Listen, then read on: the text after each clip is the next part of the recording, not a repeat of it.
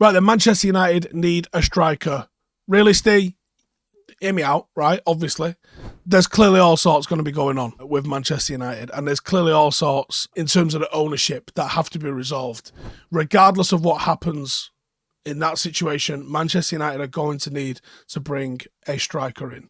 So let's have a look at what our potential options are. We're going to start with some of the obvious, right? And one of the obvious ones is Anthony Martial cannot be relied upon. Marcus Rashford is not a number 9. And actually, without Marcus Rashford, I don't know where Manchester United would be this season. It actually terrifies me to think. Weghorst, with all the well-intention in the world, it hasn't been a success for him coming. He was arguably better than the no option that we might have been left with, but barely. So United need to go into the market and bring in a number 9. It's as simple as that. We had Cavani leave the club. I think Mason Greenwood's going to find himself leaving the club in the summer. You had Ronaldo leave the club. You had Anthony Martial injured for basically the entire season. So that was a lot of firepower that United didn't have available to us for the course of this season. Obviously playing Marcus out of position sometimes. It worked, sort of.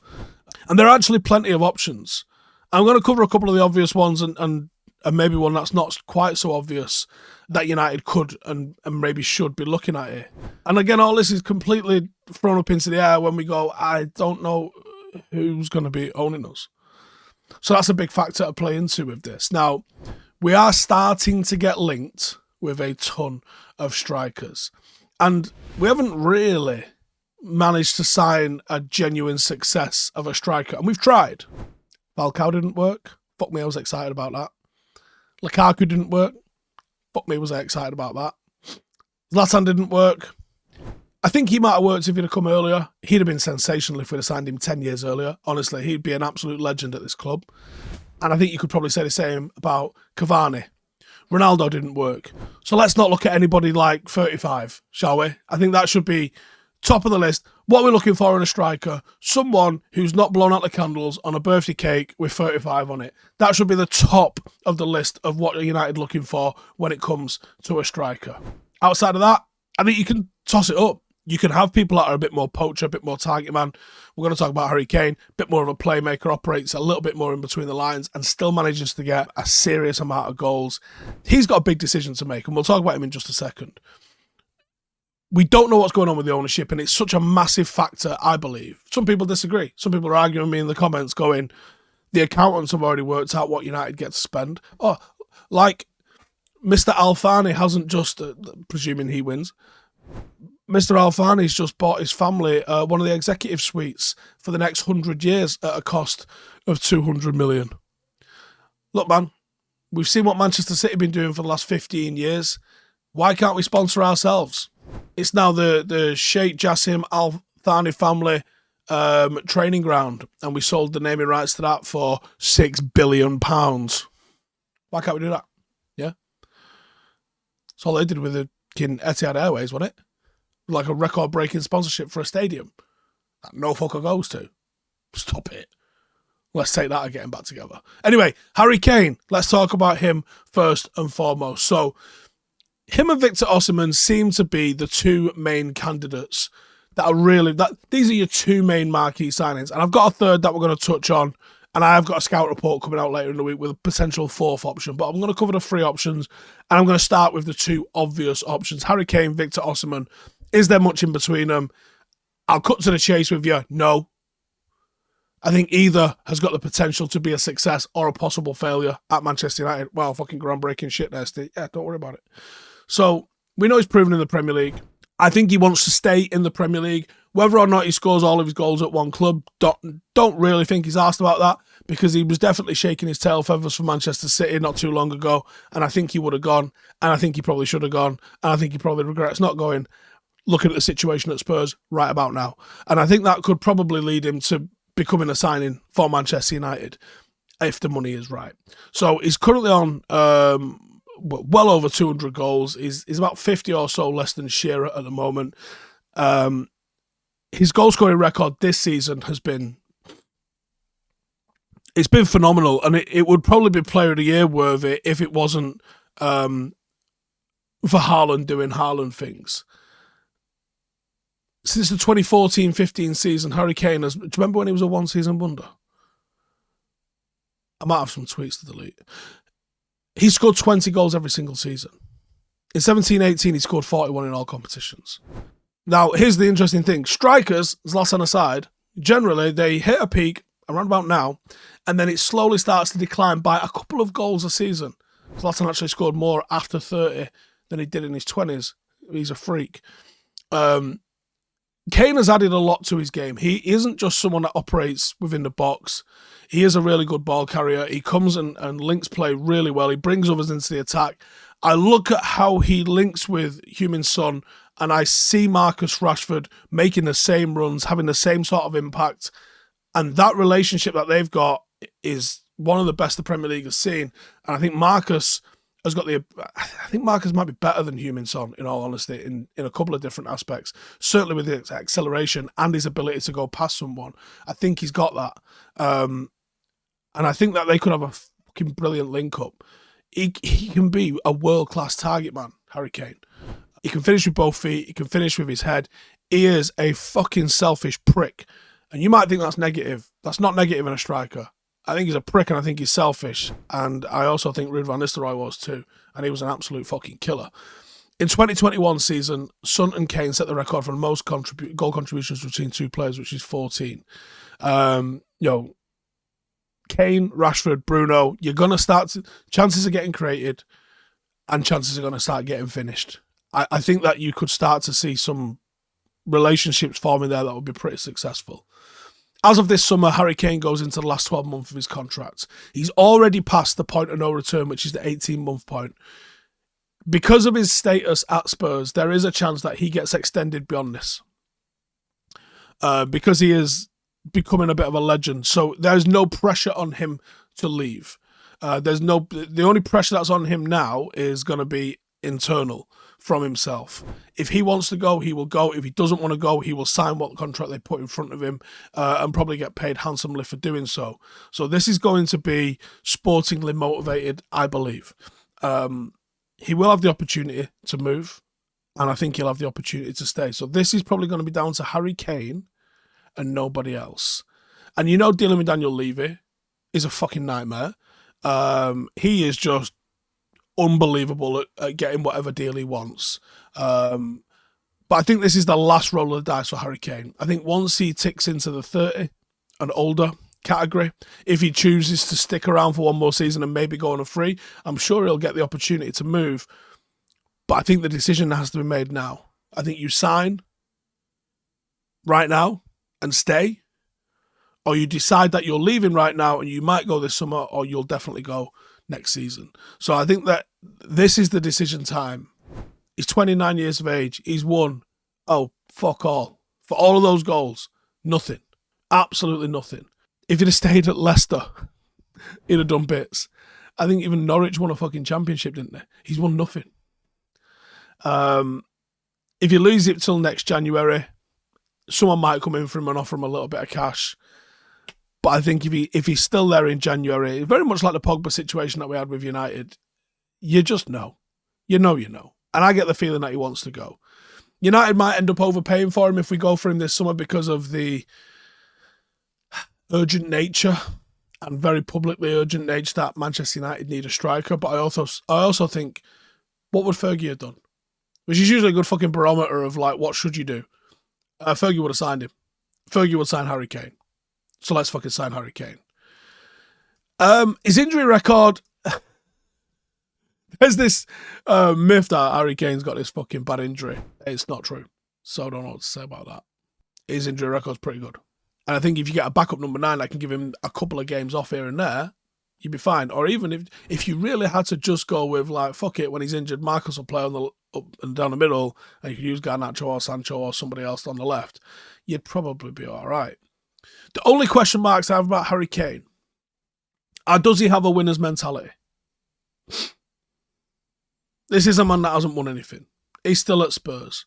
He's gone missing in a Champions League final. He's been in Euro Cup finals, the Euros. Big opportunities to do stuff for England and failed to deliver. So I actually think there is a question mark there. Is he too old for the price? You're getting English tax on here. You're getting Premier League tax on here. But I also think this isn't quite Robin Van Persie because the rest of the team isn't the same sort of finished article. But I think that you are bringing in a player with a more of a certainty of success, even if it's for a shorter period. And here's the thing, right? If you've got Harry Kane for hyper successful for 3 or 4 seasons, then Ten Hag will likely win a title and then be able to continue doing whatever he wants to do at Manchester United. If you waited for a Victor Osimhen maybe to settle in for a year or two, that might be too long for a manager to really bed in. Particularly with no owners, and we don't know how trigger happy they're going to be. We literally could end up in a Todd Boehly situation and be on our 4th manager by this time next year. So I think that Ten Hag might go with the proven option and bring in Harry Kane in. Then you look at Osimhen, another very high scoring season, helped Napoli to win the first Scudetto since Maradona was at the club. It's gone down quite well, I think it would be safe to say. And he's young, he's only 24 years of age, so there's room for improvement. But again, that's that room for improvement doesn't necessarily always get realised. And there might be an adjustment period to the Premier League. We've seen that with people. The pace of the Premier League is different. The intensity in the Premier League is different. You can't just say it'll be fine because there's been evidence that it takes a year or two sometimes for players to adapt to that. And sometimes when they do that, they can kick on and be absolutely sensational. And they can Erling Haaland it and they can start banging in straight away. But there's no certainty of that. There is a question mark. Whereas with Harry Kane, you'd be a little bit more expecting him to land and deliver. Now, I think by now, if you've not been doing any of your own sort of research into Osimhen and you've just heard his name a few times, you're doing yourself a disservice because he's a very entertaining footballer to watch. There's a high degree of quality about what he does. We have got the pace. We've got genuine world-class finishing in my ability. We've got really good hold-up play. We've got the fact that he's a fucking grafter. He's really good at defending set pieces, which is... Robin Van Persie was like that, weirdly. Always seems to get on the end of stuff in our box as well. But then is he a risk? You know, it's only the first season that we've seen him get over 20 goals, so he's not got necessarily that same level of consistency as Harry Kane. Is this his one season wonder season like Harry Kane had like fucking 8 years ago where he goes then and just gets 20 every single season? It's possible. It's possible this is his breakout season and he doesn't look back from here. It also could be this is a peak and he never hits it again. Can he do it in England? He's probably going to cost in excess of £100 million. Bleeding hell. It's a lot of money. Now, he has also been injured. For someone that... We don't really talk about the injury record of Victor Osimhen, but Victor Osimhen has been injured 4 separate times since 2020. Makes Harry Kane look fucking resilient, actually. Missed a total of 20 games in his first season, and he's also missed a few games this season too. So, there are, I believe, a question mark over Victor Osimhen that would be totally valid to look into. And then finally, Randall Kolo Muani. Now, again, 24 years of age, playing at Eintracht Frankfurt, French striker. He's been linked with moves to United in recent months, and it's one that you guys keep mentioning about have a look at him, have a look at him, have a look at him, and I think we've already done a scout report separately on him. It wasn't announced before moving to the Bundesliga. Really versatile, can play down the middle, and he can play on the left. And that's led to some people thinking he's a winger, but he's not. He is a striker. He's very quick, and I think he's really good in the air, and he's an excellent finisher. And something I think Ten Hag would like about him is he's a fucking grafter. Now, in his final season at Nantes, where he impressed, he got 12 goals, 5 assists in Ligue 1, which was better than what he got previously, which was 9 goals, 8 assists, which was great numbers for a young lad coming through, playing for a fucking pretty ordinary team in Nantes as well. And they finished mid-table last year, just stayed up the year before. So those are solid numbers. This season at the 30-game mark, he was at 14 goals, 12 assists. Nice. All competitions, 43 games, 15 assists, 22 goals. United need a striker that knows where the goal is. Probably someone that can bring others into the game as well. And Harry Kane gets a big tick for that. Mawani gets a big tick for that. He can do both. When he's in attacking positions, he's making intelligent, good decisions. Finding a teammate, or going himself and getting the job done. I like that about him. He can score, he can assist, and I think a modern day striker in a fluid system works. He's in like the top 3% of all Europe for assists and like top 14 for shot creating actions. He's not just doing this for himself. He's making things happen. He is a phenomenal dribbler. He's one of the top 6% for carries, like 3 per 90, and take-ons, 2.2 successful take-ons per 90. Last season in France, he was getting fouled twice a game. That's a good start. Means you're either too quick for people or you're being clever with it. And he's also a big lad as well, 6'2", good physical presence. He's young enough that there's room for him to grow. And again, I will go back, the room for him to grow doesn't mean that they're necessarily going to grow. But I think he'll be expensive, but expensive could still be half the price of a Kane or a Osimhen. My only concern with Mawani is when I look at him, I go, very, very good player, very good player. Could he cope with the expectation that will be placed upon him? I think Harry Kane could cope, even though Harry Kane hasn't won stuff.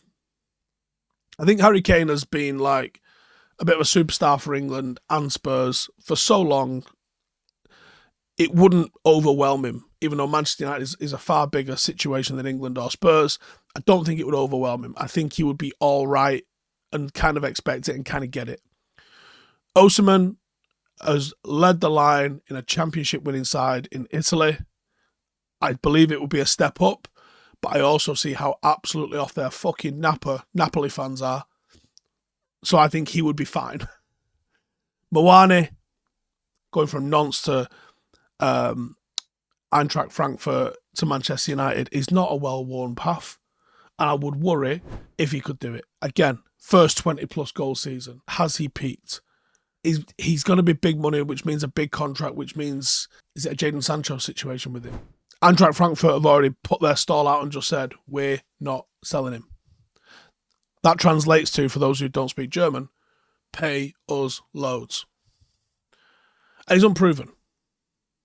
Doing it at a big club, doing it consistently, doing it in the Premier League, those are all things that you got to start ticking. If you want someone that's going to hit the ground running, you go with Kane or Osimhen. That's why they're the obvious choices, because they are the obvious choices. If you want to try and be a bit sneaky, and this is people say, why can't United find some of these hidden gems like Leicester was doing, or like Brighton have done, or like Southampton have even done in the past, where the reason is because the eyes of the world are on Manchester United, and when Manchester United ring up, it's 70 million before you even say which player it is. And then the expectation is on that person to deliver, whether or not, whether it's Dan James or Lukaku. The expectation is kind of the same. So United don't really get the opportunity to find these hidden gems and prove them. They kind of almost need them to go to Dortmund first. And then go, oh yeah, he's pretty good, yeah, we'll get him. Which is a shit situation. But I do think it is the situation that we find ourselves in. And I don't know how you get around that. Unless they're prepared to start taking risks and have some absolutely blow up in our face. And I don't know if they are. Because sometimes there's a bit of an ego to get over with there where you go, oh, can we get things wrong? They should be able to get things wrong if they're getting things right. I think all of it, if United was going out there and they was getting, even if they were spending 10, 15, 20 million pound on gambles. Do you know what? He's had a great season. Fuck it. Try him. 15 million. Bosh. Did it work? Nah, fuck it. It was shit. If you got a couple right, you could come out there and say, hey, we're fucking trying, all right? We're trying to do this. Because you can go and spend 100 million on a player. Oh, is he good, is he? Yeah, he is good, yeah. He cost us 100 fucking million. He's meant to be good. Or you could go out there and spend 20, 25, get 4 or 5 players, and one of them might be a 100 million pound player. Do you know what I mean? I'd love to see the club take some more gambles on that, but I think sometimes the safe option is to just spend the money and take a Harry Kane, rather than have a bit of bollocks about them and go and find someone that could do a bit of work. Because there's so fucking many that we've managed to find, you know, from Enzo to Alvarez, that were going for fucking nothing, and now in the Premier League and are doing bits and have cost their clubs a damn sight more than when we first spotted them. Take some fucking risks and see what we get, because you might be surprised. Hit like, hit subscribe, see in a bit. Hey, thank you for watching the video. If you are new around these parts, then don't forget to subscribe. My channel is proudly supported by my community on Patreon. If you'd like to get a little bit of extra content, a Discord group, meetups, five-a-side games, weekly podcasts, behind the scenes, and even an occasional bit of transfer news as and when I get it, then for the price of a pint, you can show your appreciation for the content that we make and get some goodies for doing so as well. Check the link in the description or click the button right here. You'll also find all of my socials here too if you want to follow me on any of those platforms. Nice one.